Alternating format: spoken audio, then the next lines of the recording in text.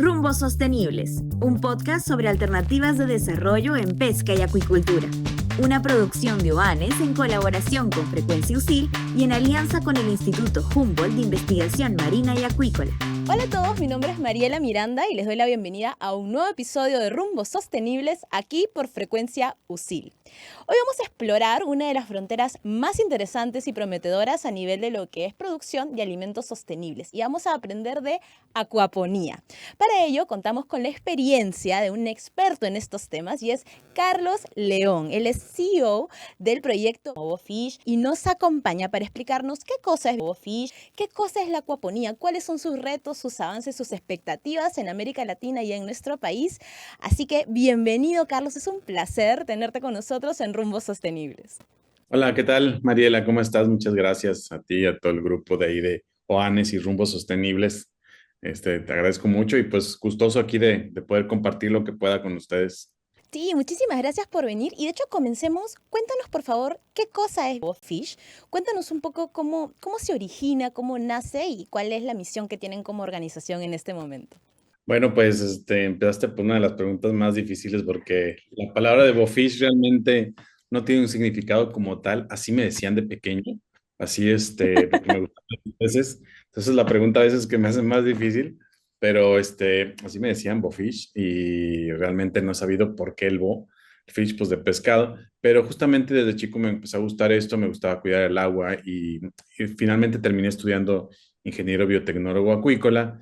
Y cuando empecé con la parte de producción de peces, pues me di cuenta que realmente se requería de mucha agua para producirlos y buscamos alternativas. Entre esas surgió que en uno de los filtros de arena pusimos plantas, pepinos en aquel caso, y empezó a hacer la acuaponía. Y ahí fue como comenzó todo. Entonces eso ya fue hace 25 años justamente, que comenzamos con nuestra primera prueba de sistemas de acuaponía y ahí se creó ya Bofish como empresa. Entonces, justo este año cumplimos 25 años. Sí, y además es muy interesante porque Bobofish es una empresa de triple impacto y está sumamente vinculada a lo que de por sí hacen ustedes, pero para poder seguir hablando de este tema, creo que sería importante que nos expliques qué cosa es la acuaponía, porque una amiga que tenemos en común, que es Rosa Guasasquiche, cuando vino al programa nos lo explicó brevemente, pero nos gustaría que tú nos detalles un poco más, para la gente que no conoce este tema, en qué consiste el sistema acuapónico. Bueno, mira, de manera muy sencilla y el concepto de la acuaponía como tal es involucrar a los peces y a las plantas donde se hace una sinergia.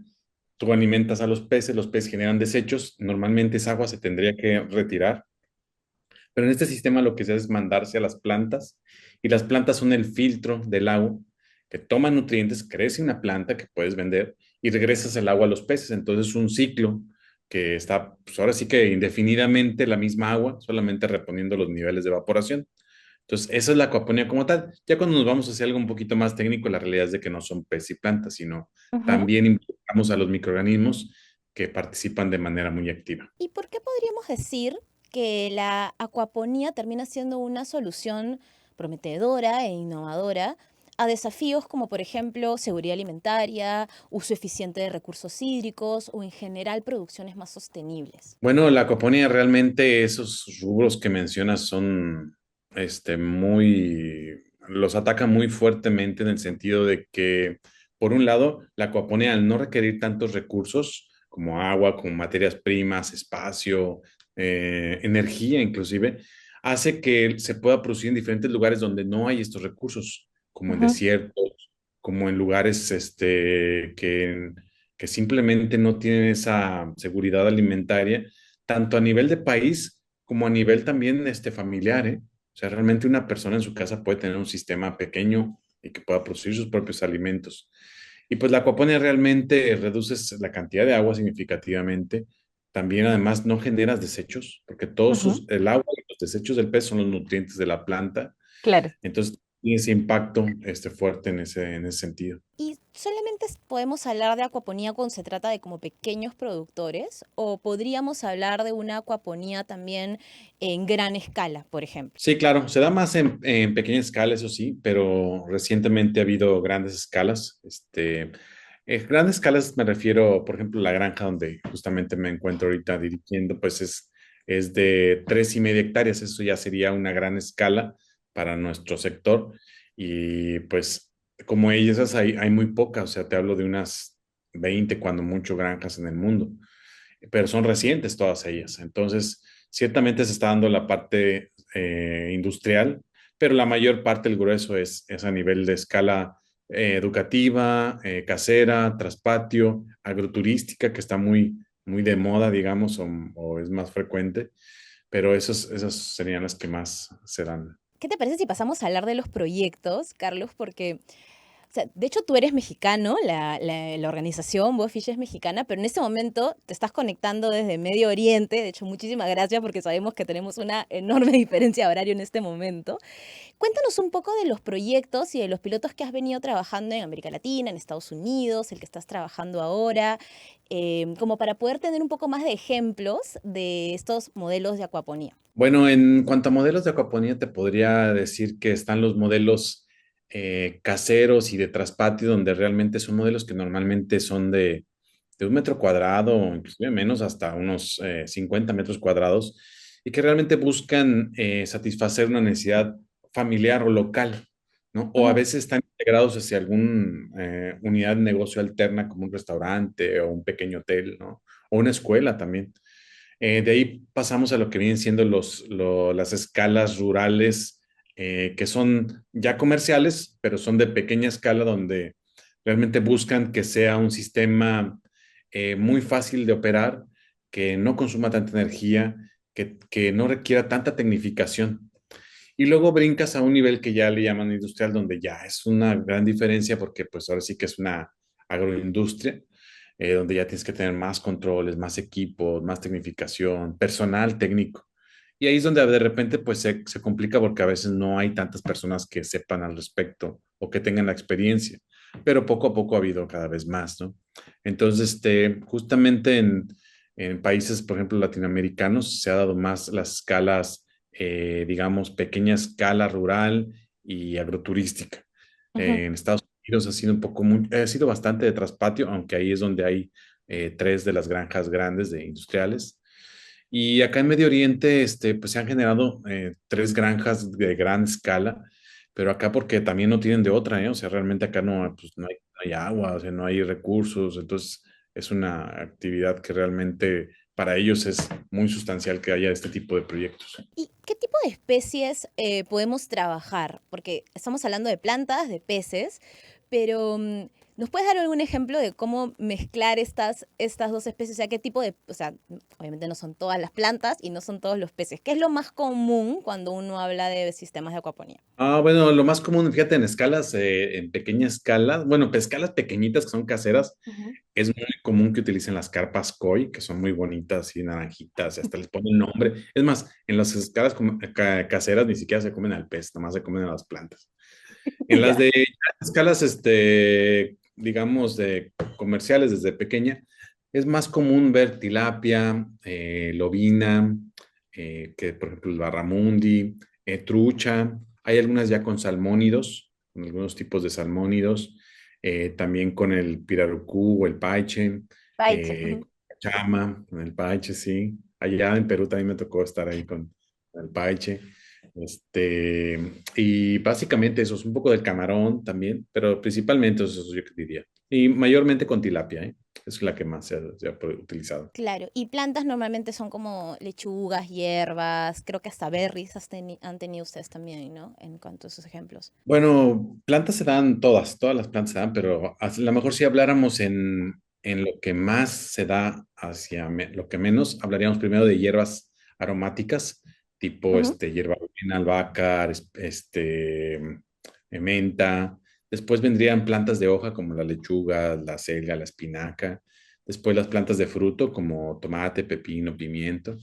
Y a lo mejor las berries son un poquito más complejas, pero también se puede hacer, se tiene que ser otra técnica, pero sí se puede aprovechar también. Y justamente con ese tema de aprovechar los modelos de acuaponía o sacarles el jugo, hay una palabra que nos has mencionado mucho que es este tema de agroturismo. Y de hecho creo que tú tienes hasta una anécdota con este tema del agroturismo y sé que les parece muy interesante cómo vincularlo con los modelos acuapónicos. Cuéntanos un poquito de eso, por favor. Sí, claro que sí. Bueno, mira, muchos de nuestros proyectos vienen de fallas y de tropiezos que tuvimos, pero afortunadamente nos ha dado la resiliencia de poder seguir. Y por ejemplo, ese de agroturístico, que es algo de lo que hemos estado haciendo bastante, eh, empezó porque realmente nuestra primera granja comercial fue en el 2006, nuestra propia, porque principalmente somos productores nosotros.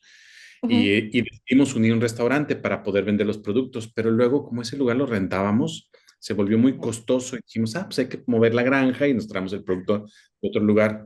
No, pues quebramos, ahí fue donde quebramos porque realmente la gente iba por la granja, no iba por el restaurante. La verdad es que no éramos buenos restauranteros, no servíamos ni muy rápido ni muy bien, pero la gente volvía porque pasaban a la granja, los niños siempre los involucraban a los papás de tratar de ir, sacábamos pescado, sacábamos camarón, sacábamos langosta australiana, o sea, la gente se la pasaba ya dentro de la granja y pasaban al restaurante, ¿no?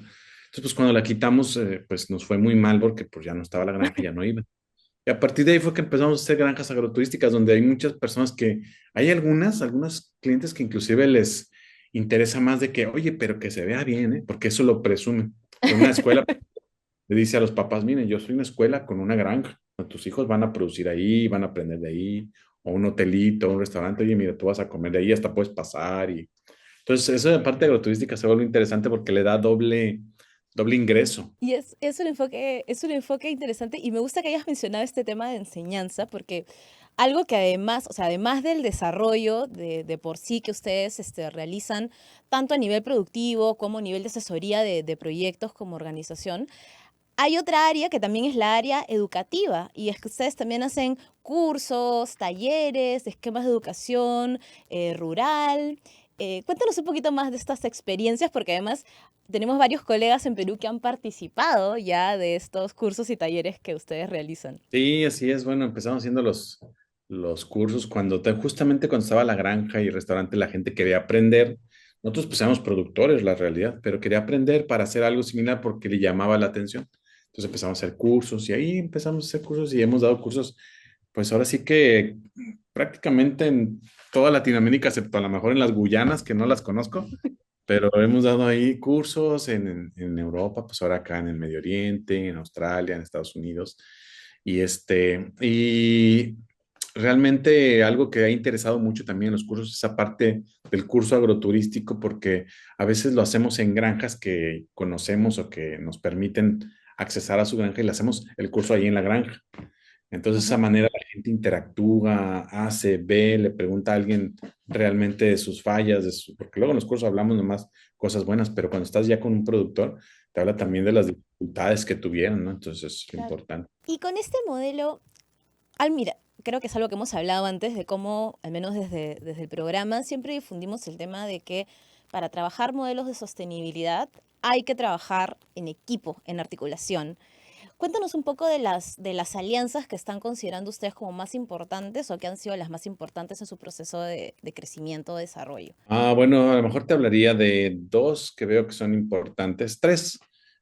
Una, por ejemplo, es la red Civiolat Plus, se llama, que es la red de sistemas biointegrados de Latinoamérica, que también incluye España y Portugal. Ujú. Este, y esa, con ella hemos interactuado mucho y hemos generado nuevas innovaciones. También con el Fondo de Cooperación Internacional, Fondo Japonés de Cooperación Internacional, JICA. Con ellos hemos Wow. hecho, que ahora estoy aplicando acá, que es acuaponía en sistemas salobres, porque con ellos, casualmente también por un tropiezo que tuvimos en una granja que nos salió sal, pues empezamos a trabajar con aguas salobre.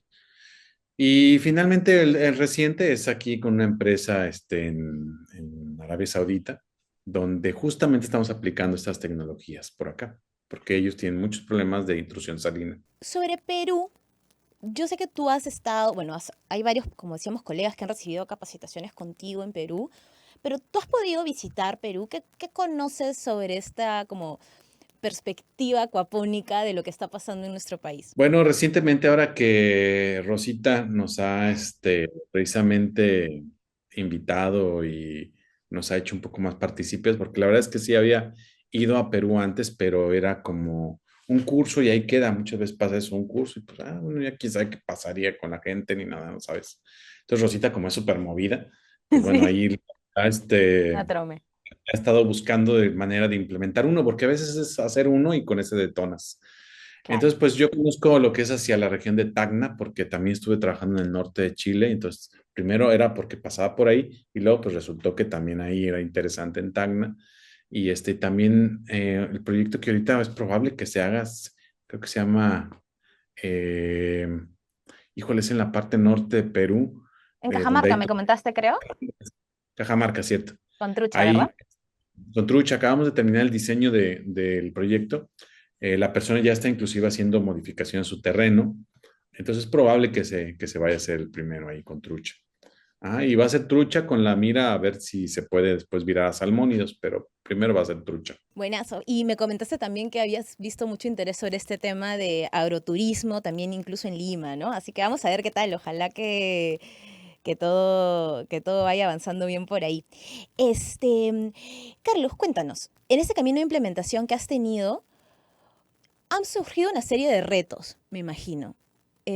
¿Cuáles son estos retos que crees que han sido como los más representativos en todo este proceso de más de 20 años con BoFish? Bueno, yo creo que te hablaría en dos diferentes rubros, por ejemplo, en la parte de la producción y en la parte de lo que son servicios, que es la parte de construcción o de granjas externas.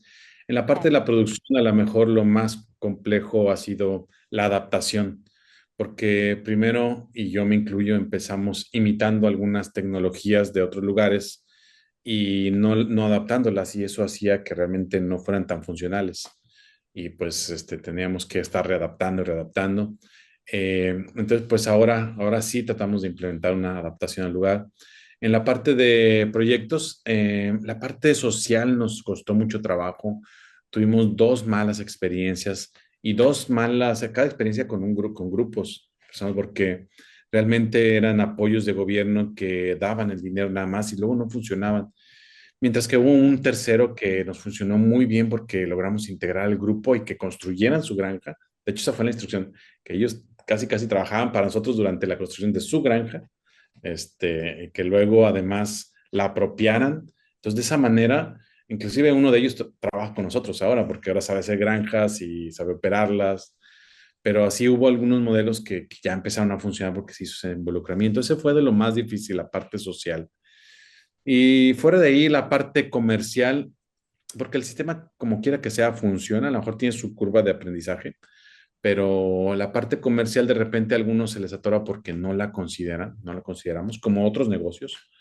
Y ahí es donde es importante saber que hacia qué escala te vas a ir, si hacia una agroturística pequeña, donde va a ser algo local, o industrial, que a veces también ahí es donde nos ha tocado algunos casos que se buscan ser grandes, pero luego no son ni grandes ni pequeños y no pueden competir. Y en base a todos estos años de recorrido, si pudieras darle alguna recomendación en base a lecciones aprendidas, ya sea al Carlos de hace 20 años o a los emprendedores que están comenzando con este camino, ¿qué les dirías? ¿Qué recomendación darías? Bueno, que si no tiene la experiencia, que en muchos casos sucede porque es una tecnología, digamos, nueva, pues empezar con una etapa piloto, ¿no? Una etapa Ujú. piloto y tener ahora sí que muy presente las tres partes importantes que involucran un proyecto exitoso, que es la parte de la producción, la parte de la comercialización y la parte de administración que a muchos se